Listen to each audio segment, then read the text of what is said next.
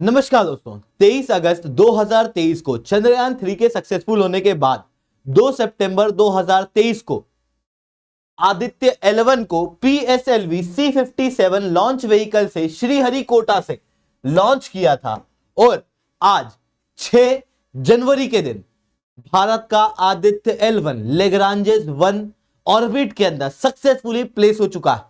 और अब आने वाले समय में ये किस तरीके की रिसर्च करने वाला है, किस तरीके से भारत की कैपेबिलिटीज को बढ़ाने में ये आदित्य 11 एक इंपॉर्टेंट रोल प्ले करेगा, उन सारी चीजों को मैं शुभेंद्र चौहान इस सेशन के अंदर डिस्कस करूंगा। बट उसके पहले आप लोग मेरे साथ में SRC10 टेलीग्राम ग्रुप के ऊपर जुड़ सकते हो। मेरे क्लास की अपडेट, PPT, PDF सब कुछ आपको हमें मिल जाती है। इसके अलावा दोस्तों, अगर आप लोग को UPSC CSE की तैयारी करना है, इंडिया के टॉप एजुकेटर से पढ़ना है ऑफलाइन क्लासेस के अंदर, तो अनअकैडमी की ऑफलाइन क्लासेस दिल्ली के करोल बाग और मुखर्जी नगर के अंदर, प्रयागराज के सिविल लाइंस के अंदर ऑलरेडी खुल चुकी हैं।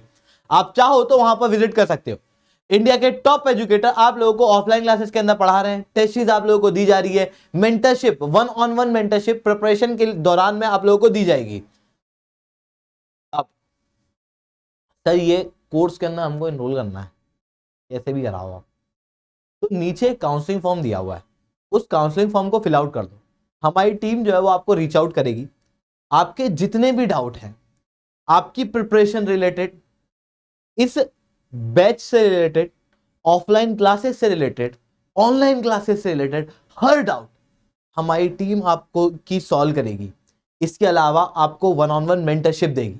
इसी के साथ में उस काउंसलिंग फॉर्म को अगर आपने भरा होगा और आप कभी भी अगर ऑफलाइन सेंटर पे जाओगे तो आपको 35% तक का डिस्काउंट और डेमो क्लासेस भी अवेलेबल कराई जाएगी। क्योंकि आपने वो काउंसलिंग फॉर्म भरा है, आप हमारे स्टूडेंट हो, तो आपको पूरा VIP ट्रीटमेंट अनअकैडमी देगा। ठीक है, तो उस काउंसलिंग फॉर्म को जरूर से भर देना। काउंसलिंग फॉर्म अब आप कहोगे कहां है, तो थोड़ा सा नीचे करो। नीचे कमेंट्स जब खोलते हैं ना, तो कमेंट में सबसे पहला कमेंट जो पिन होगा पाथफाइंडर के नाम से, उस कमेंट में ही काउंसलिंग फॉर्म की लिंक है। उस काउंसलिंग फॉर्म की लिंक को जो है फिल आउट कर देना। इसके अलावा आगे बढ़ने से पहले एक सवाल आप लोगों से पूछना चाहूंगा, बंगर माती बांग्ला जल ये किसने लिखा है, कौन इसके ऑथर हैं? आपके ऑप्शन है रविंद्रनाथ टैगोर, नजरुल इस्लाम, नबागोपाल मित्र और सरोजनी नायडू। सही जवाब आप नीचे कमेंट के अंदर दोगे और जो सही जवाब देगा ना, उसके कमेंट के ऊपर मैं हार्ट दूंगा। चलिए दोस्तों, समझने का प्रयास करते हैं यहां पर हुआ क्या। देखो, अभी भारत ने आदित्य 11 करके मिशन जो लॉन्च किया था, वो 6 जनवरी के दिन सूरज की ऑर्बिट यानी कि हेलो ऑर्बिट में सक्सेसफुली प्लेस हो चुका है। अब ये एक ऑब्जर्वेटरी की तरह काम करेगा जो सूरज को रेगुलर देखेगी। अब बात आती है, सूरज को देखना क्यों है, सूरज के ऊपर रिसर्च करना क्यों है। देखो, हमारा जो पूरा सोलर सिस्टम है, ये पूरे सोलर सिस्टम को कोई एनर्जी देता है तो वो एकमात्र तारा है जिसका नाम है सूरज। सूरज तारा है एक। धरती के ऊपर भी जो एनर्जी आती है वो सूरज से ही आती है। ऐसी कंडीशन में धरती के ऊपर कई सारे फिनोमेना डिपेंड करते हैं सूरज की वजह से। जैसे एक अरोरा होता है जिसके अंदर क्या होता है कि कोरोनल एरिया से इलेक्ट्रॉन आते हैं और वो धरती के मैग्नेटोस्फेयर को इफेक्ट करते हैं। और ऐसी कंडीशन में पोलर रीजन के अंदर ऊपर आसमान में ऐसे डिजाइन बनी हुई दिखती है, उसको हम अरोरा कहते हैं। इस तरीके से कई सारे फिनोमेना सूरज से होते हैं। पर सूरज के अंदर अभी भी कई सारी चीजें मिस्टीरियस है, क्योंकि सूरज का तापमान इतना ज्यादा है कि हम सूरज की सरफेस पे कभी जा नहीं पाए, हम सूरज के ऊपर ज्यादा रिसर्च कर नहीं पाए, क्योंकि सूरज हमसे बहुत दूर था। इस कारण से कई सारी मिस्ट्री सूरज के अंदर अभी भी निहित है। अब अगर मैं सूरज के पूरे स्ट्रक्चर की बात करूं तो पहले उसे समझना। सूरज के सबसे अंदर वाली साइड कोर होता है, उसके बाहर एक रेडिएटिंग जोन होता है और उसके बाहर ये जो है वो कन्वेक्शन जोन होता है। ये यहां पर आप देख रहे हो तो ये सब सरफेस है जहां पर पूरा वो फ्लो वगैरह चलता रहता है लावा का, क्योंकि सूरज का तापमान बहुत गर्म है, तो वो जो पूरा रीजन है वो फ्लो लिक्विड स्टेट में है, थोड़ा सा मतलब फ्लूइड स्टेट में। लिक्विड स्टेट जो शब्द यूज करा है वो शायद थोड़ा सा गलत है। उसके बाद जो अगली सरफेस आती है, इसके ऊपर वाला पार्ट आता है, वो आता है फोटोस्फेयर। और फोटोस्फेयर के सबसे बाहर जो हम लोग देखते हैं उसे हम लोग कहते हैं क्रोमोस्फेयर। जो सूरज की सरफेस हम लोगों को दिखाई देती है उसको हम लोग कहते हैं क्रोमोस्फेयर। उसके बाद सूरज से हल्का सा ऊपर जाओगे, एक तरीके से सूरज के एटमॉस्फेयर में जाओगे तो वहां पर आ जाएगा कोरोना। अब यहां पर क्या होता है कि सूरज का ये जो फोटोस्फेयर है, यहां पर लगभग तापमान होता है 5500 डिग्री सेल्सियस, यानी कि 9932 डिग्री फ़ारेनहाइट। 10,000 डिग्री फ़ारेनहाइट के आसपास तापमान है। अचानक से ये तापमान कोरोना के अंदर बढ़ जाता है और ये मिलियंस में पहुंच जाता है। ये बहुत बड़ी मिस्ट्री है कि सरफेस पे तापमान 10,000 डिग्री फ़ारेनहाइट और अचानक से कोरोना में, मतलब जस्ट सूरज की सरफेस के ऊपर 1.8 से 5.4 मिलियन डिग्री फ़ारेनहाइट तापमान कैसे पहुंचता है। दूसरा कि सूरज से कोरोनल मास इजेक्शन होता है, वो कैसे होता है, उसके क्या फिनोमेना है। सूरज के आसपास ये एक्सरे वगैरह, इंफ्रारेड रेडिएशन, विजिबल रेडिएशन और भी कई सारी रेडिएशन सूरज जो है वो रिलीज करता है, जो धरती तक भी आती है। हम लोग जो भी चीजें आसपास देख पा रहे हैं शायद सूरज की रोशनी की वजह से। ऐसी कंडीशन में इन रोशनियों के बारे में भी हम लोग को जानना है। इतना ही नहीं, सूरज के आसपास जो मैग्नेटिक फील्ड है, उस मैग्नेटिक फील्ड के अगर आप पैरेलल चलोगे तो तापमान कम मिलेगा, पर आप परपेंडिकुलर चलने लगोगे तो तापमान ज्यादा मिलेगा। इसी चीज को कहा जाता है टेम्परेचर एनिस्ट्रोपी। इसकी भी एक बहुत बड़ी मिस्ट्री है। इन चीजों को हमको समझना है। इस कारण से हम लोगों ने आदित्य L1 को लॉन्च किया था और आदित्य L1 में कई सारे पेलोड्स हैं। For example visible emission line coronagraph, नाम समझ रहे हो, कोरोनोग्राफ किसको पड़ेगा, कोरोना को पड़ेगा, सूरज के कोरोना को, और वहीं से कोरोनल मास इजेक्शन जो होता है उसे पड़ेगा। साथ में एक solar ultra violet imaging telescope है, सूट, जिसका काम होगा सोलर के, सूरज के फोटोस्फेयर के बार बार फोटो लेना, उसके अंदर जो यूवी रेडिएशंस वगैरह हैं उन्हें समझना, क्रोमोस्फेयर के बारे में जानना। इसके अलावा एक और solar low energy X-ray spectrometer, सूरज से जो एक्सरे रेडिएशन निकलती है ना, उस रेडिएशन को कैप्चर करके उसे एनालाइज करने के लिए ये है।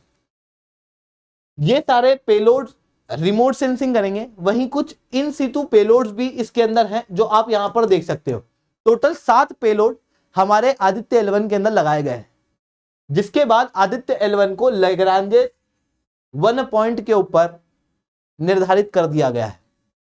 अब ये लैग्रांजेस 1 ऑर्बिट क्या है ना, यहां पर आदित्य L1 जाएगा। देखो यहां पर धरती है, यहां पर सूरज है, धरती की भी एक ग्रेविटी है, सूरज की भी एक ग्रेविटी है। अगर मैं आदित्य L1 का इंजन बंद कर देता हूं, रोक देता हूं उसको, कोई एनर्जी नहीं देता हूं, ऐसी कंडीशन में या तो धरती की तरफ आ जाएगा या सूरज की तरफ आ जाएगा। नॉर्मल फिजिक्स के अनुसार एक्चुअल में ऐसा होगा नहीं, पर नॉर्मल फिजिक्स ये कहती है कि हाँ ग्रेविटेशनल फोर्स के कारण अगर धरती एक लोड होगा तो धरती के पास आ जाएगा, सूरज एक लोड होगा तो सूरज के पास चल जाएगा। तो एक ऐसी जगह तो होनी चाहिए ना जहां पर दोनों जगह की ग्रेविटेशनल फोर्स इक्वल हो, ताकि मैं इंजन बंद भी कर दूं तो आदित्य L1 वहां पर घूमता रहे। तो जिस पॉइंट पे ग्रेविटेशनल फोर्स इक्वल हो जाते हैं उसी पॉइंट को हम कहते हैं आदित्य L1। उसी पॉइंट को हम लोग कहते हैं लैग्रांजेस 1, और जो लैग्रांजेस 1 है उसी से L1 आया है और आदित्य L1 नाम उसी पे रखा गया। ये लैग्रांजेस पॉइंट केवल एक नहीं है, टोटल 5 अलग अलग लैग्रांजेस पॉइंट होते हैं और हर लैग्रांजेस पॉइंट का अलग अलग मतलब होता है, पर सारे लैग्रांजेस पॉइंट पे ओवरऑल ग्रेविटेशनल फोर्स जो है वो बैलेंस हो जाता है, जीरो नहीं होता है, बैलेंस हो जाता है। तो वो चीजें हम लोगों को देखने को मिलती है। अब इसके बाद क्या होगा कि आदित्य L1 जो है वो लैग्रांजेस 1 के ऊपर आसपास घूमेगा, लैग्रांजेस 1 ऑर्बिट से सूरज को देखेगा। पर आप कहोगे यार इतनी दूर क्यों जाना, धरती से ही बाहर एक ऑर्बिट बना देते जहां पर ये घूमता रहता और सूरज को देखता रहता। इतनी दूर लगभग 1.5 मिलियन किलोमीटर दूर जाने की जरूरत क्या है, लो अर्थ ऑर्बिट पे भेज देते, 450 किलोमीटर ऊपर भेज देते। बिल्कुल सही बात है, पर दिक्कत यह है कि धरती की ऑर्बिट में अगर आदित्य L1 होता तो ऐसी कंडीशन में सूरज को रेगुलर नहीं देख पाता, उसकी स्टडी सही से नहीं कर पाता, क्योंकि धरती खुद ही बीच में आ जाती। आप देख सकते हो कई बार लूना इक्लिप्स वगैरह होता है, उसके अंदर मून हमारी सैटेलाइट है, तो मून जो है वो सूरज को नहीं देख पाता है। कई बार ऐसा होता है ना, क्यों होता है, क्योंकि धरती बीच में आ जाती है। अगर हमारी सैटेलाइट भी हम लोग बस धरती के आसपास कर देंगे तो बार बार सूरज को देखने में इनहिबिशन कॉज करेगी। ऐसी कंडीशन में सूरज को देखना है तो लेग्रांजियस 1 पॉइंट पे इसको भेजना पड़ेगा। इस कारण से लेग्रांजियस 1 पॉइंट पे भेजा गया। अब इसकी पूरी ऑर्बिट बताता हूं किस तरीके से आदित्य L1 ने स्पेस के अंदर ट्रेवल किया। सबसे पहले जब आदित्य L1 को लॉन्च किया गया तो 16 दिन तक इसने धरती के आसपास 5 ऑर्बिट ली और हर एक ऑर्बिट के साथ में अपनी जो दूरी है उसको बढ़ाते गए। एक ऑर्बिट पूरी होती फिर जोड़ देते, जो आपने वो मिशन मार्स मूवी देखी होगी जिसके अंदर जस्ट एक पॉइंट आता है उसके बाद और फोर्स देते हैं, अगली ऑर्बिट में पहुंचा देते हैं, फिर अगली ऑर्बिट में पहुंचा देते हैं, वैसे करके ये वाली स्टेज कंप्लीट हुई ना, उसके बाद में क्रूज स्टेज शुरू होती है 110 दिन के लिए। ये क्रूज स्टेज थी लेग्रांजियस 1 पॉइंट पे जाने के लिए। यहां पर कंटिन्यूस आदित्य L1 के अंदर एडजस्टमेंट किए गए ताकि वो सही से लेग्रांजियस 1 पॉइंट के अंदर प्लेस हो सके। और अभी फाइनली इसे लेग्रांजियस 1 पॉइंट के अंदर डाल दिया गया है। और जब लेग्रांजियस 1 पॉइंट के अंदर इसे डाला गया तो उसके बाद में लेग्रांजियस 1 ऑर्बिट के अंदर एक घूमेगा। अब ये ऐसा नहीं है कि कोई फिक्स गोल ऑर्बिट है, ये एक बहुत ही इरेगुलर ऑर्बिट है।